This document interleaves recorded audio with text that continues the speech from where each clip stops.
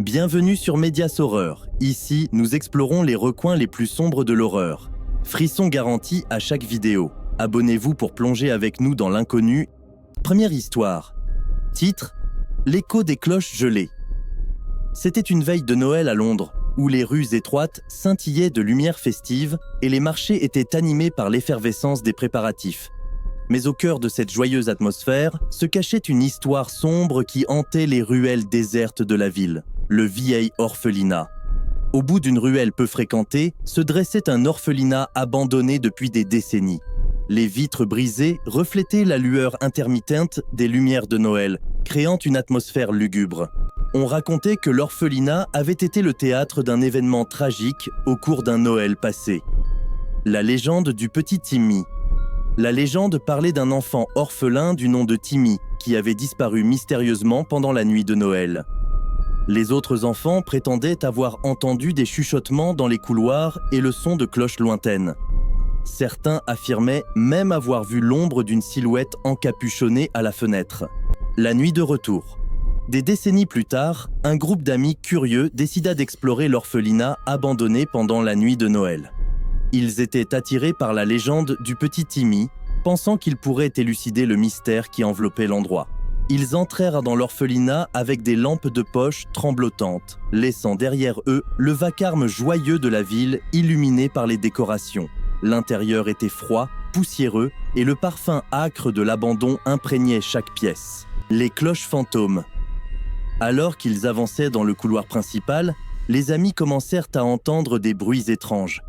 Des chuchotements indistincts flottaient dans l'air, et le son lointain de cloches semblait les guider plus profondément dans l'orphelinat. Soudain, une porte grinça, révélant une salle où les murs étaient tapissés de photographies d'enfants d'une époque révolue. Au centre de la pièce, une vieille boîte à musique jouait une mélodie dérangeante. Les amis sentirent un frisson dans l'air. La découverte macabre. À mesure qu'ils exploraient davantage, les amis trouvèrent une porte dérobée menant à un sous-sol oublié. Là, ils découvrirent une ancienne salle de jeu abandonnée, mais quelque chose d'horrible attira leur attention. Au milieu de la pièce, une silhouette encapuchonnée était figée, tenant une vieille boîte à musique qui jouait la mélodie sinistre. Pris de panique, les amis tentèrent de quitter l'orphelinat, mais la porte dérobée avait mystérieusement disparu. Les cloches résonnèrent plus fort et l'air était saturé d'une énergie glaciale. La silhouette encapuchonnée se rapprochait lentement, ses yeux vides fixés sur les intrus. La condamnation éternelle. Les amis comprirent alors que l'orphelinat était hanté par l'esprit vengeur de Timmy. La silhouette encapuchonnée était son apparition, et la mélodie lugubre de la boîte à musique était le triste écho de son dernier Noël.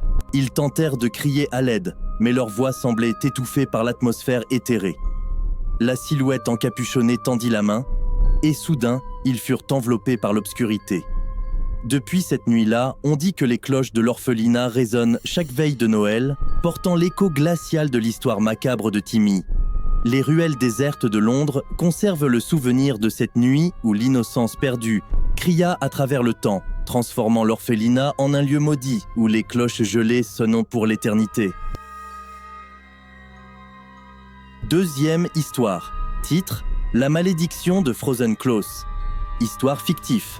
Dans le paisible village de North Vale, où les rues étaient bordées de maisons illuminées et où la neige recouvrait doucement le sol, une étrange légende hivernale planait. On racontait qu'une fois par siècle, à la veille de Noël, un sinistre personnage appelé Frozen Close émergeait pour semer la terreur. L'origine du mal. Il y a des décennies, un homme du nom de Klaus Frost, jadis le généreux Père Noël du village, tomba sous l'emprise d'une ancienne magie hivernale interdite.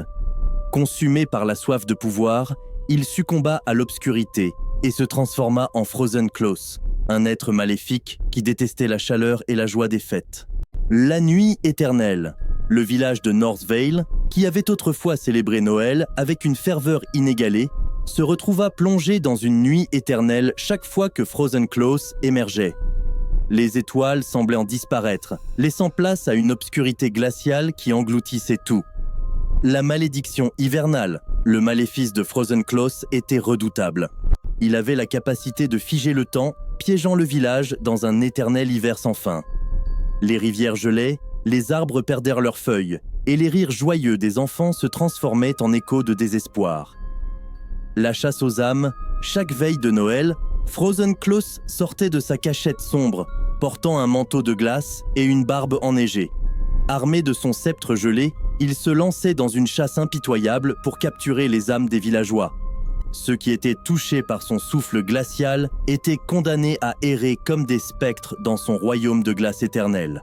Le héros oublié. Cependant, une légende ancienne parlait d'un héros oublié du nom de Winterheart, qui avait réussi autrefois à vaincre Frozen Klaus. On disait que Winterheart avait utilisé un artefact magique, la flamme d'étoile, pour réchauffer les cœurs gelés et libérer le village de la malédiction. La quête de résurrection. Un jeune villageois courageux nommé Étienne découvrit cette ancienne légende et décida de se lancer dans une quête périlleuse pour retrouver la flamme d'étoile et rétablir la chaleur et la lumière dans Northvale. Les anciens récitèrent un sortilège oublié pour invoquer l'âme endormie de Winterheart, le conflit glacial. Étienne se retrouva face à Frozen Klaus, dont le regard glacial le transperça. La bataille qui s'ensuivit entre le héros déterminé et le méchant gelé fit trembler la terre. Étienne utilisa la flamme d'étoile pour contrer la magie glaciaire de Frozen Klaus, réveillant le village de sa torpeur hivernale. Le triomphe du Shocker. Lorsque la flamme d'étoile s'illumina, le cœur de Frozen Klaus se ramollit. Les ténèbres qui l'avaient englouti se dissipèrent, et le village retrouva sa joie perdue depuis tant d'années. Les rayons du soleil percèrent les nuages, faisant fondre la glace qui enveloppait Northvale. L'hiver oublié, la légende de Frozen Klaus se transforma en un conte du passé, une histoire que les villageois se racontaient au coin du feu pendant les nuits d'hiver. Northvale, libéré de la malédiction, continua de célébrer Noël avec un amour renouvelé pour la chaleur, la lumière et la magie de la saison hivernale. Troisième histoire. Titre : L'énigme du manoir hanté de Borley.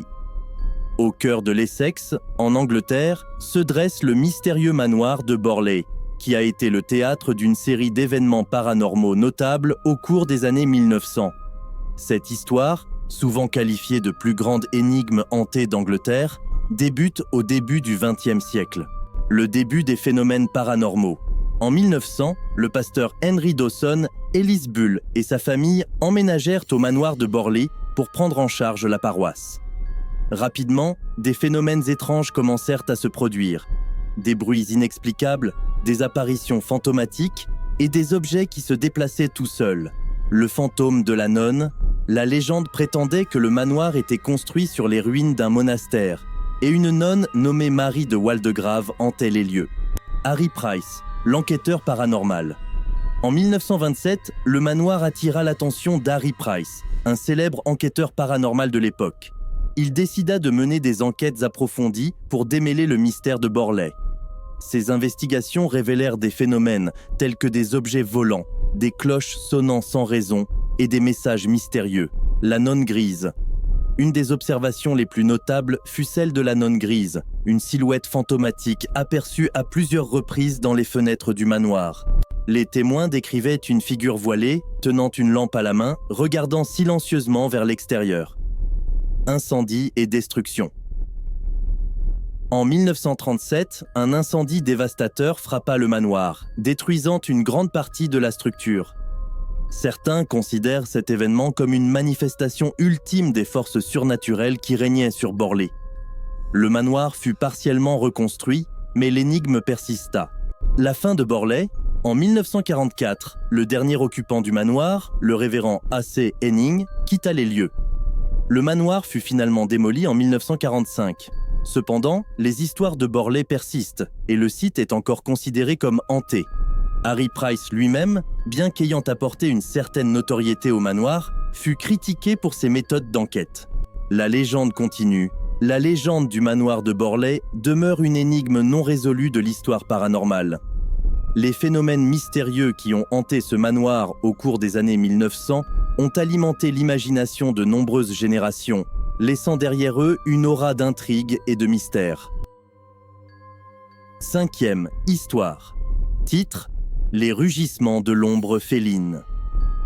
Dans les années 1970, au cœur des vastes étendues sauvages de la région de Tsavo, au Kenya, une histoire effrayante impliquant un lion redoutable secoua les communautés locales et les chercheurs de la faune. Le lion de Tsavo. Tsavo était déjà célèbre pour ses lions majestueux, mais un individu en particulier attira l'attention pour des raisons sinistres. Surnommé le lion de Tsavo, cet animal devint tristement célèbre pour avoir semé la terreur parmi les travailleurs du chemin de fer qui construisaient la ligne de chemin de fer de l'Ouganda au Kenya à la fin du 19e siècle. La terreur nocturne. Les travailleurs qui campaient près de Tsavo furent réveillés la nuit par des rugissements effrayants et des cris déchirants. Ils découvrirent avec horreur que le lion de Tsavo pénétrait fréquemment dans les camps, attaquant les ouvriers sans discernement. Le nombre de victimes s'éleva rapidement, créant une atmosphère de terreur palpable. La chasse aux monstres. Le lieutenant-colonel John Henry Patterson, chargé de la construction du chemin de fer, prit l'initiative de traquer le lion de Tsavo. Cependant, la bête se révéla être un adversaire intelligent et redoutable, échappant constamment aux tentatives de capture. Le lion des fantômes. La légende raconte que le lion de Tsavo était particulièrement rusé, attaquant souvent les camps la nuit, laissant peu de traces derrière lui. Certains travailleurs affirmaient que l'ombre du lion ressemblait plus à un esprit vengeur qu'à une simple bête. Le mystère non résolu. Le colonel Patterson réussit finalement à abattre le lion de Tsavo en décembre 1898. Cependant, les chercheurs furent perplexes en découvrant que les estomacs du lion étaient vides, laissant planer le mystère de ses attaques incessantes. Certains spéculèrent sur des raisons surnaturelles, tandis que d'autres avançaient des théories plus terre-à-terre, comme des problèmes dentaires rendant la chasse habituelle difficile. L'ombre persistante. Malgré la mort du lion de Tsavo, les histoires de son règne de terreur hantaient encore les pensées des habitants de la région. Certains croyaient que l'ombre de la bête planait toujours sur Tsavo, tandis que d'autres soutenaient que le lion avait laissé un héritage plus sombre, imprégnant les terres de Tsavo d'une énergie inquiétante. Aujourd'hui, l'histoire du lion de Tsavo demeure une énigme intrigante qui mélange le réel et le surnaturel, laissant derrière elle une ombre persistante dans les vastes plaines du Kenya. Je viens d'une petite ville de l'Iowa avec environ 7000 habitants. Quand on grandit dans une petite ville, on devient vraiment débrouillard pour trouver des choses amusantes à faire. On profite au maximum du plaisir tant qu'on l'a. Les légendes urbaines sont nombreuses et toujours amusantes à entendre. Je n'habite pas loin de notre capitale et en grandissant, j'ai commencé à m'aventurer en ville. Je me suis fait beaucoup d'amis et ils adoraient entendre les histoires de ma croissance dans une si petite ville et les choses amusantes que nous faisions. Ils me suppliaient de les emmener dans un cimetière à environ 40 minutes de notre maison. C'est un endroit où je ne suis allé que quelques fois. J'avoue que le jour, c'est très anodin. Je connais assez bien la région car j'y ai chassé et j'ai fait quelques promenades nocturnes, mais la nuit, ça devient très effrayant. Je précise maintenant que je ne suis pas du genre à croire au surnaturel si quelque chose d'étrange se passe. Je chercherai une explication logique. Si vous me racontez une histoire hantée, je lèverai les yeux au ciel, mais il n'y a pas d'explication pour celle-ci. Donc un soir, des amis de la ville m'appellent. Ils veulent aller au cimetière et ils veulent que je les emmène là-bas. J'accepte. Ils descendent chez moi et nous partons tous vers 20h. Nous sommes à la mi-automne. Il fait donc assez sombre à cette heure-là. Nous restons debout en fumant et en discutant les uns avec les autres, et nous sommes 5 et vers 21h, nous repartons. Une partie de ce voyage se fait sur une autoroute pavée, mais le reste se fait sur des routes en calcaire, en gravier et à environ 10, peut-être 15 km tout au plus, du cimetière. Nous avons pris la voiture de mon ami, qui était neuve à l'époque, c'était une Pontiac G6 rouge brunâtre. Si vous avez déjà conduit sur une route en calcaire, vous savez que votre voiture sera recouverte d'une fine poussière blanche. Nous arrivons au cimetière. L'entrée est une grande porte en fonte. Nous entrons et je leur montre la pierre tombale. C'est une très grande pierre tombale du début du XXe siècle et elle a une phrase très effrayante. Quelque chose comme « Là où vous êtes maintenant, j'étais autrefois et bientôt, vous serez là où je suis ». Depuis que je l'ai lu, j'ai découvert que c'est une chose assez courante sur les vieilles pierres tombales. Mes amis sont d'accord, oui, c'est vraiment effrayant. Ils demandent s'il m'est déjà arrivé quelque chose ici. Non, pas vraiment. Ma voiture a déjà surchauffé en y conduisant, mais c'est à peu près tout.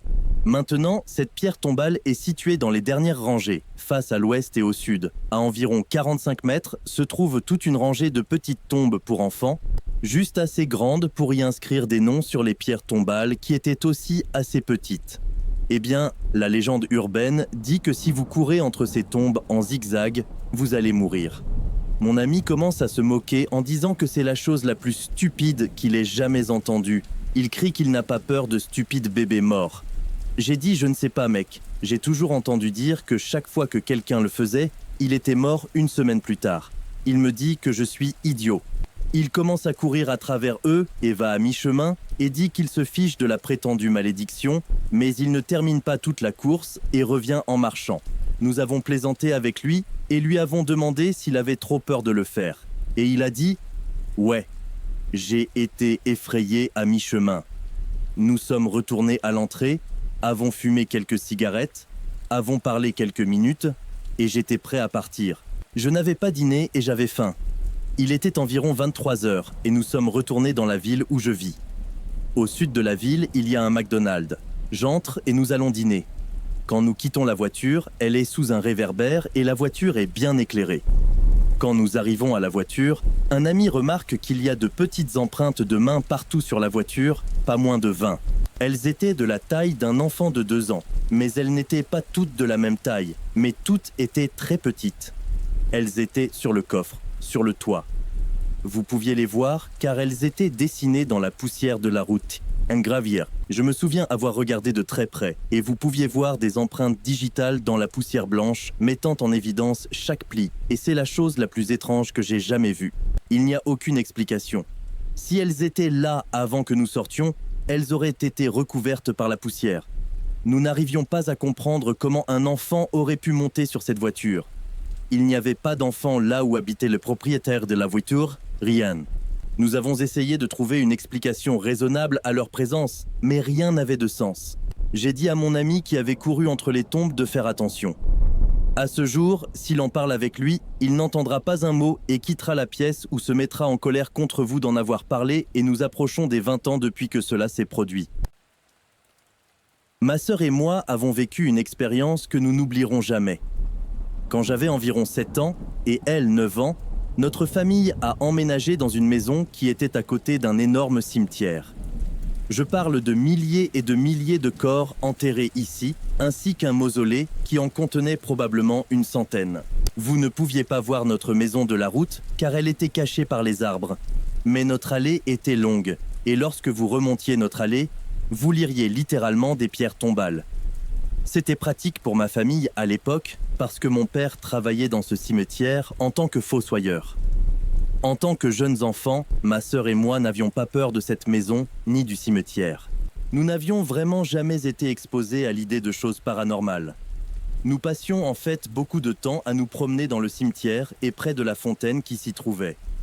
Nous rendions également visite à notre père pendant qu'il travaillait, mais mes parents étaient un peu mal à l'aise à propos de la maison dès que nous avons commencé à y vivre.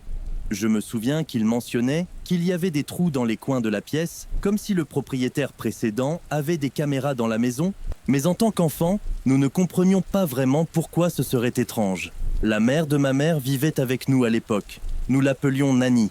Elle avait déjà eu des accidents vasculaires cérébraux par le passé et était assez frêle. Elle ne pouvait pas très bien marcher et avait besoin d'aide pour faire certaines choses.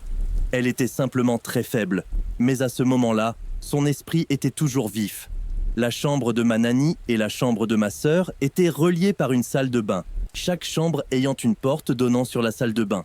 Un jour, mes parents sont allés faire des courses et nous ont laissés avec Nanny pour nous surveiller. Ça n'aurait probablement pas été une bonne idée de le faire, mais ma sœur et moi étions assez sages. Nous ne ferions rien de mal ou ne lui causerions pas de problème. Ma sœur et moi étions assis au milieu de la chambre de ma sœur en train de jouer par terre quand tout à coup, la porte de la salle de bain, qui était fermée, a commencé à trembler violemment, comme si quelqu'un attrapait la poignée de la porte et la secouait aussi fort qu'il le pouvait. Nous nous sommes immédiatement levés et sommes allés chercher Nanny. Elle était assise dans la chambre en train de regarder la télévision et nous sommes restés dans sa chambre jusqu'à ce que mes parents rentrent. Je suis sûr que ce n'était pas elle car elle l'aurait dit. Même à ce moment-là, il n'y avait aucun moyen pour elle de secouer la porte de cette façon. Ma sœur a vécu d'autres choses dans cette maison, comme des silhouettes qui la regardaient à travers la fente de la porte de sa chambre. Nous avons vu aussi une petite fille aux cheveux noirs, la plupart du temps pas à l'intérieur de notre maison, surtout à l'extérieur autour de notre maison. C'était la seule chose paranormale que j'ai jamais vécue, mais pour moi, c'est significatif surtout parce que je n'ai pas été le seul à le constater et ma nanny était là pour confirmer que ce n'était pas elle. Avant de commencer mon expérience, je tiens à expliquer quelque chose d'abord. Mon grand-père, du côté de mon père, est malheureusement décédé lorsque mon père n'avait que 13 ans. Et moi qui grandissais, ne connaissais pas du tout qui il était. Je savais qu'il était dans la marine royale et à part cela, c'était un mystère pour moi. À ce moment-là, je ne voulais jamais demander à mon père, ni à mes oncles, ni à ma grand-mère à son sujet, car ma grand-mère n'a jamais aimé de nouveau après son décès tragique. Je me souviens quand j'étais enfant, vers 4 ou 5 ans, ma grand-mère avait une photo sur sa table de chevet avec elle-même et quelques personnes dans un bar quelque part. Il y avait 2 hommes sur la photo. Je ne savais jamais vraiment lequel était mon grand-père. Maintenant, passons à l'histoire principale. Cela s'est passé en 2012 et j'avais environ 18 ans à l'époque. Mon frère Don, âgé de 13 ans, et moi sommes allés à notre cimetière local. Ça a l'air morbide, mais nous avions de bonnes intentions, car notre frère aîné Lewis et notre grand-oncle Tom y étaient enterrés, et nous avions l'habitude de leur rendre hommage en nettoyant les tombes et en enlevant les mauvaises herbes qui les recouvraient. Peu de temps après avoir fini, Don voulait aller aux toilettes, et le cimetière avait la chance d'avoir des toilettes du côté opposé. Lorsque nous nous sommes approchés, j'ai eu cette étrange sensation d'être observé, et lorsque Don a essayé d'ouvrir la porte des toilettes, à notre grande surprise, elle était verrouillée. Cela arrivait rarement. C'était mauvais. Il était désespéré et notre maison était à 20 minutes de là. Alors je lui ai dit d'uriner à l'arrière des toilettes et que personne ne le verrait. Puis, du coin de l'œil, à 10 mètres de là, j'ai vu ce type me fixer. Je me suis retourné pour lui faire face et c'était presque comme une compétition de regards. Il me rappelait un peu le frère de mon père, oncle Andy. Mais je savais que ce n'était pas lui, car il habitait à 2 villes de là. Il serait venu vers moi et m'aurait demandé ce que je faisais dans le cimetière. Et le gars ne portait pas de lunettes. Alors que mon oncle en porte, sinon il ne peut pas voir. Je me suis donc tourné vers Don et lui ai demandé ce qui prenait autant de temps. Et quand je me suis retourné, le type en question avait disparu. Quelques semaines plus tard, mon frère et moi avons demandé à ma grand-mère des informations sur notre mystérieux grand-père, donc je lui ai rappelé que si elle ne voulait pas en parler, il devrait abandonner. Comme je l'ai dit auparavant, je ne voulais pas la contrarier, donc mon frère est allé lui parler et j'ai entendu mon frère m'appeler. Alors je suis allé vers sa chambre et quand j'y suis entré, elle souriait et était heureuse de montrer des photos d'elle-même, de mon père et de mes oncles. Et l'une d'entre elles a attiré mon attention. C'était mon grand-père. Il ressemblait exactement à l'homme qui me fixait dans le cimetière. Est-ce que ça aurait pu être lui? Première histoire. L'histoire de Jack l'Éventreur est une série de meurtres brutaux qui ont eu lieu à Whitechapel, un district de l'East End de Londres, en 1888. Ces meurtres ont été perpétrés par un tueur en série inconnu qui a acquis le surnom de Jack l'Éventreur. L'identité du tueur n'a jamais été définitivement établie et l'affaire demeure l'un des plus grands mystères criminels de l'histoire. Les meurtres. Les meurtres de Jack l'Éventreur ont commencé en août 1888 et se sont étendus sur une période de plusieurs mois. Les victimes étaient principalement des femmes qui vivaient dans des conditions difficiles à Whitechapel. Les meurtres étaient caractérisés par des mutilations extrêmes, ce qui a conduit à la théorie que le tueur avait des connaissances médicales. Les 5 meurtres les plus connus, appelés les 5 cannibales, ou Canonical Five, sont ceux de Mary Ann Nichols, Annie Chapman, Elizabeth Stride, Catherine Eddowes et Mary Jane Kelly. Les victimes ont été retrouvées avec des mutilations sévères, principalement au niveau du cou et des organes génitaux. L'enquête sur les meurtres de Jack l'Éventreur a été menée par la police métropolitaine de Londres. Cependant, les enquêteurs de l'époque étaient confrontés à des défis considérables, notamment le manque de témoins fiables, la presse sensationnaliste qui amplifiait la peur publique et des techniques d'enquête limitées. Malgré plusieurs lettres et messages reçus par la police et attribués à Jack l'Éventreur, l'identité du tueur n'a jamais été résolue. Certains suspects ont été examinés, mais aucune preuve concrète n'a permis d'attribuer les meurtres à une personne spécifique. Théories et spéculations. Au fil des années, de nombreuses théories ont émergé quant à l'identité de Jack l'Éventreur. Certains ont suggéré des suspects célèbres tels que le peintre Walter Sickert, le médecin Sir William Gull, ou même des membres de la famille royale. Cependant, aucune de ces théories n'a été confirmée. Fin de l'affaire. Les meurtres de Jack l'Éventreur se sont soudainement arrêtés après la mort de Mary Jane Kelly en novembre 1888. L'absence de nouveaux meurtres a conduit à de nombreuses spéculations sur le devenir du tueur, mais la vérité reste inconnue. À ce jour, l'identité de Jack l'Éventreur demeure non résolue. L'affaire continue de susciter l'intérêt des amateurs de mystères criminels, des historiens et des écrivains. Et elle est souvent citée comme l'une des enquêtes non résolues les plus célèbres de l'histoire criminelle. Deuxième histoire. Titre : La légende de la Dame Blanche de l'hôtel Roosevelt. Au cœur de la Nouvelle-Orléans, la ville empreinte de mystère et de magie vaudou, se dresse l'imposant hôtel Roosevelt, un édifice chargé d'histoire et de légendes. Construit en 1893, l'hôtel a été le témoin de nombreuses périodes sombres, mais une histoire en particulier hante ses couloirs. Le contexte. L'hôtel Roosevelt, autrefois connu sous le nom de Grunewald Hotel, était un lieu de prestige fréquenté par la haute société de la Nouvelle-Orléans. Cependant, la belle façade cachait des secrets sinistres et une histoire d'amour tragique. L'histoire. Au début des années 1900, une jeune femme séduisante du nom de Delphine fit sensation dans la haute société de la Nouvelle-Orléans. Elle était la fille d'une famille aisée, mais sa beauté et son charme captivèrent le cœur d'un homme riche et influent du nom de Philippe. Delphine et Philippe étaient éperdument amoureux, mais leur amour était interdit par les conventions sociales de l'époque. Philippe était déjà marié à une femme jalouse et possessive. Les amants, incapables de se séparer, décidèrent de fuir ensemble. Cependant, le destin cruel intervint.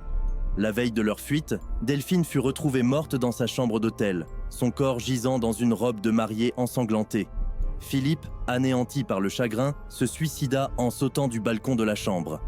La tragédie marqua à jamais l'hôtel Roosevelt et la légende de la Dame Blanche naquit.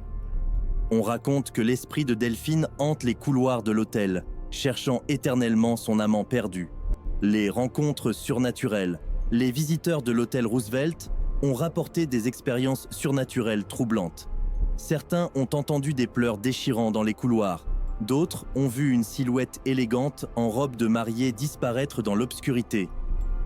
La chambre où Delphine aurait été retrouvée morte est devenue le foyer d'une activité paranormale intense. Des invités ont signalé des températures glaciales, des lumières qui s'éteignent mystérieusement et des apparitions fantomatiques près du balcon. Conclusion. L'hôtel Roosevelt, avec son passé trouble et son histoire d'amour tragique, continue de captiver ceux qui osent y séjourner. La légende de la Dame Blanche persiste, rappelant aux visiteurs que, dans les coins sombres de la Nouvelle-Orléans, des esprits tourmentés peuvent encore errer, cherchant rédemption ou compagnie éternelle. Troisième histoire. L'histoire vraie de la maison Borley, le manoir hanté d'Angleterre. L'histoire de la maison Borley, située dans le comté d'Essex en Angleterre, est l'une des plus célèbres et terrifiantes histoires de hantise au monde. Cette demeure a acquis une sinistre réputation en raison d'événements paranormaux qui ont marqué son histoire sur plusieurs décennies. Contexte. La maison Borley fut construite en 1862 par le pasteur Henry Dawson et Liz Bull. Dès le début, des phénomènes étranges ont été signalés, mais c'est lorsque la famille Bull quitta la maison en 1927 que les manifestations paranormales atteignirent leur paroxysme. Histoire. Les témoins ont décrit des événements étranges tels que des bruits inexplicables, des objets qui se déplaçaient d'eux-mêmes et des apparitions fantomatiques. En 1929, le pasteur Lionel Foyster et sa femme Marianne emménagèrent dans la maison Borley. Ils furent rapidement témoins de phénomènes paranormaux, dont des messages écrits sur les murs par une entité invisible. Après le départ des Foyster, le manoir attira l'attention du célèbre enquêteur paranormal Harry Price, qui mena des enquêtes approfondies sur le lieu. Price rapporta avoir été témoin de phénomènes tels que des cloches sonnant sans raison, des pierres jetées par une force invisible et des silhouettes fantomatiques. Une des légendes entourant la maison Borlée prétend qu'un monastère fut autrefois érigé sur le site au XIIIe siècle et que des nonnes et un moine tombèrent amoureux, résultant en l'exécution du moine et le murage des nonnes vivantes. Certains pensent que leurs esprits tourmentés sont responsables des activités paranormales. Conclusion. En 1937, un incendie détruisit partiellement la maison Borlée, mais les histoires de hantises persistèrent. Après la Seconde Guerre mondiale, le manoir fut démoli, mais la légende de la maison Borlée continua de hanter la mémoire collective. La maison Borlée est devenue un archétype des histoires de hantises, inspirant des livres et des films. Bien que certains sceptiques remettent en question la validité des phénomènes paranormaux, la terreur ressentie par ceux qui ont vécu dans la maison Borlée reste une énigme, marquant ce lieu comme l'une des expériences paranormales les plus terrifiantes du monde réel. Quatrième histoire. Titre : Les marionnettes de l'ombre. Dans la petite ville endormie de Ravenswood, un lieu où les ombres semblent danser de leur propre volonté, résidait une ancienne boutique de marionnettes, appelée l'Atelier de l'Ombre. Son propriétaire, un vieil homme aux yeux perçants nommé Maître Théodore, était réputé pour créer les marionnettes les plus réalistes et mystérieuses de toute la région. Le début du cauchemar. Un jour, une jeune femme du nom d'Emily découvrit l'atelier en flânant dans les ruelles étroites de Ravenswood. Fascinée par l'art délicat des marionnettes, elle décida d'acquérir l'une des créations du maître Théodore. C'était une marionnette en bois au visage expressif, aux yeux sombres et envoûtants. Dès qu'Emily ramena la marionnette chez elle, d'étranges événements commencèrent à se produire. La malédiction des marionnettes. Plus les nuits passaient, plus la marionnette prenait vie. Emily la trouva parfois dans des positions différentes de celles où elle l'avait laissée. Son regard semblait suivre chaque mouvement de la pièce. Des objets disparaissaient et réapparaissaient mystérieusement. Inquiétée, Emily retourne voir Maître Théodore pour demander des explications. Il lui révéla l'histoire sombre de ces marionnettes. Chacune d'elles était imprégnée d'une partie de l'âme du marionnettiste décédé, donnant vie à une ombre qui cherchait à retrouver sa pleine existence. Le rituel de l'ombre. Pour libérer son âme piégée dans la marionnette, Emily devait accomplir un rituel complexe à l'ombre de la pleine lune. Elle se lança dans une quête effrayante à travers Ravenswood, collectant des artefacts anciens et faisant face à des épreuves surnaturelles pour rompre la malédiction. Le déchaînement des ombres. Le rituel atteignit son apogée dans l'atelier de Maître Théodore. Alors que la pleine lune éclairait la pièce, les ombres des marionnettes commencèrent à se séparer de leurs corps en bois. Des figures sombres dansèrent autour d'Emily, formant un tourbillon spectral. Soudain, l'ombre du maître Théodore émergea de la marionnette originale, remerciant Emily pour sa libération. Les marionnettes retrouvèrent de leur inertie, mais Emily sentit le regard reconnaissant du vieil homme dans l'ombre. Ravenswood retrouva sa tranquillité, mais l'histoire de l'atelier de l'ombre perdura. Les marionnettes en bois étaient redevenues de simples œuvres d'art. Mais l'ombre du maître Théodore persistait, veillant silencieusement sur la petite ville endormie, où les ombres dansaient toujours dans la lueur de la lune. Cinquième histoire. Titre : L'harmonie brisée. Dans une petite ville nichée entre des collines verdoyantes, existait une légende séculaire qui suscitait à la fois fascination et terreur. Les habitants parlaient en chuchotant de l'entité mystérieuse connue sous le nom de Harmonia, l'origine de l'entité. Il y a des siècles, au cœur de la forêt dense qui entourait la ville, vivait une communauté paisible qui célébrait l'harmonie avec la nature. Les villageois étaient liés par une énergie mystique appelée Harmonia, une force qui imprégnait chaque brise, chaque feuille et chaque murmure de la forêt. Cependant, la cupidité d'un étranger vint briser cette harmonie. En quête de richesse, il découvrit le secret de l'Harmonia et, par pure avidité, chercha à s'en emparer. Ses actions impies provoquèrent une rupture dans l'équilibre délicat entre les forces naturelles. La naissance de l'entité. L'Harmonia, perturbée et blessée, prit vie sous la forme d'une entité tourbillonnante d'énergie sombre. Privée de son équilibre, elle se transforma en une force vengeresse qui errait dans les recoins de la forêt, cherchant à restaurer l'harmonie perdue, le lien brisé. Les villageois, autrefois en communion avec la nature, devinrent les victimes de l'entité tourmentée. Des événements étranges commencèrent à se produire. Les rivières se desséchaient, les arbres se flétrissaient, et un murmure mélancolique flottait dans l'air. L'entité réclamait un tribut pour apaiser sa douleur. Chaque nuit, elle se matérialisait, une silhouette sombre se déplaçant parmi les arbres. Les habitants, pris de peur, tentèrent de restaurer l'harmonie en organisant des rituels mystiques, mais rien ne pouvait apaiser la colère de l'entité. La quête de rédemption. Une jeune femme courageuse nommée Elara, déterminée à sauver sa communauté, entreprit un voyage périlleux dans la forêt. Guidée par les murmures du vent, elle découvrit l'ancien sanctuaire où l'harmonia avait été initialement perturbée. Là, elle rencontra l'entité dans sa forme tourbillonnante. Au lieu de la craindre, Elara ressentit une tristesse profonde émanant de l'harmonia. Elle comprit que l'entité était prisonnière de sa propre douleur. La résolution. Elara, en un acte de bravoure, offrit une poignée de graines magiques à l'entité. Les graines, symboles de renouveau, fusionnèrent avec l'énergie sombre de l'harmonia. Une explosion de lumière éblouissante se produisit, balayant la forêt. Lorsque la lumière s'estompa, la forêt était renouvelée. Les rivières coulaient à nouveau, les arbres regagnaient leur vigueur, et le murmure mélancolique laissa place à une mélodie douce et apaisante. L'entité, désormais transformée, s'éleva dans le ciel comme une constellation bienveillante, veillant sur la ville avec une harmonie restaurée. La légende de l'harmonia devint une histoire de rédemption et de renouveau, enseignant aux générations futures la valeur de l'harmonie et la nécessité de préserver l'équilibre fragile entre l'humanité et la nature.